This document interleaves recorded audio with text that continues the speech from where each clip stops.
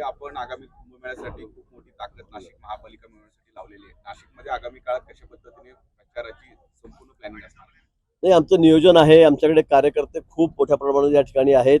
गेल्या वेळी आमचे जवळपास 67 नगरसेवक या ठिकाणी होते. 10 नवीन आमच्याकडे आले, 10-12 म्हणजे असे मिळून 80च्या वर नगरसेवक आमच्याकडे या ठिकाणी आहेत. आणि आमचे सगळे कार्यकर्ता बेस्ट पार्टी आहे. असं नाही आहे की बस निवडणुका आल्या मग याचा उधार घ्या, तिकडचा उधार घ्या, इकडून फोटून आलेला घ्या, असं नाही आहे. तर आमच्याकडे आमचेच कार्यकर्ते, असे तोलामोलाचे कार्यकर्ते या ठिकाणी आहेत. त्यांना आम्ही तिकीट दिलेलं आहे. त्यामुळे तयारी आमची 12ही महिने असते आणि म्हणून त्याच्यामुळे इतके चांगले परिणाम निकाल हे आमचे या ठिकाणी येत असतात. अतिशय विदारक चित्र बघायला मिळालं. भाजपच्या इच्छुक उमेदवार थेट तिथे निवडणूक कार्यालयामध्येच हाणामारी करत होते, एकमेकांना कुठे शिवीगाळ करत होते. सिडको विभागीय कार्यालय देवानंद बिरारी तिथे आलेले असताना बाळा क्षीरसागर आणि देवानंद क्षीरसागर यांच्यामध्ये हां, थोडीफार लोटालोटी त्यांनी त्या ठिकाणी केलेली आहे. मी पण त्या ठिकाणी आपल्या दूरच्या माध्यमातून बघितलं.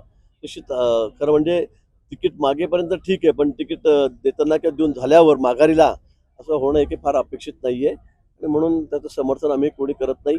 काही ठिकाणी असे प्रकार झालेले आहेत आणि सगळ्याच पक्षामध्ये झालेले आहेत. पण मला वाटतं आजकाल फार आक्रमकता वाढलेली उमेदवारांमधली, त्यामुळे सगळ्याच पक्षांमध्ये असे प्रकार कुठे ना कुठे घडत आहेत. उद्धव ठाकरे यांची मुलाखत घेत आहेत. एक प्रचाराचा तो प्रकार असणार आहे. त्या मुलाखतीकडे आपण कसं बघताय? याच्या आधी पण लोक हसतायत त्याच्या मुलाखतीकडे बघून. म्हणजे हे तर असं झालं की म्हणजे मला कळतच नाही. तुम्ही दुसऱ्या पत्रकारांना बोलवा ना.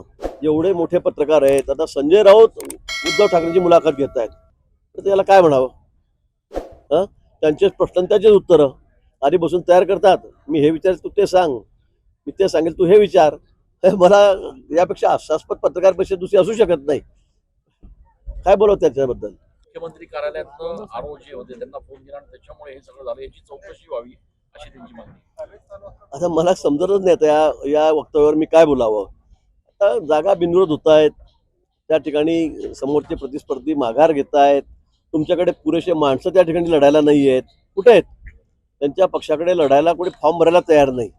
आणि मग आमचे लोक बिनविरोध झाले तर त्यांना एवढं पोटशू काय हेच मला कळत नाही. म्हणजे तुम्ही सुरुवातीच्या काळामध्ये तुमचे बिनविरोध झाले तर तुम्ही फटाके फोडायचे, आणि आता आमच्याकडे बिनविरोध होत आहे तर तुम्हाला इतकं वाईट वाटायचं कारण काय? मला असं वाटतं की येणाऱ्या निकालामध्ये महापालिकेच्या त्यांना त्याची जागा निश्चित दिसेल ते कुठे आहेत म्हणून.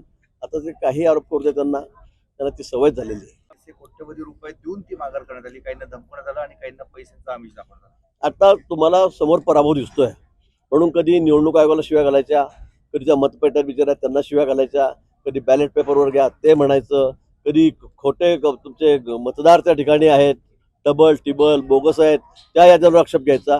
म्हणजे पराभवापूर्वीच ते सगळे कारण त्यांनी शोधलेले असतात. आणि म्हणून आता दादागिरी करतायत, पैशाचा वापर करतायत. आता मुंबईमध्ये म्हणतील मुंबई तोडायला चाललेले आहेत, हे ठरलेलं आहे त्यांचं. पण आता लोक त्यांच्या बाजूने नाहीत, मतदार त्यांच्या बाजूने नाहीत, कोणी त्यांच्या बाजूने भरायला तयार नाही. येणाऱ्या निवडणुकाच्या निकालामध्ये त्यांना त्यांची जागा नक्की कळेल.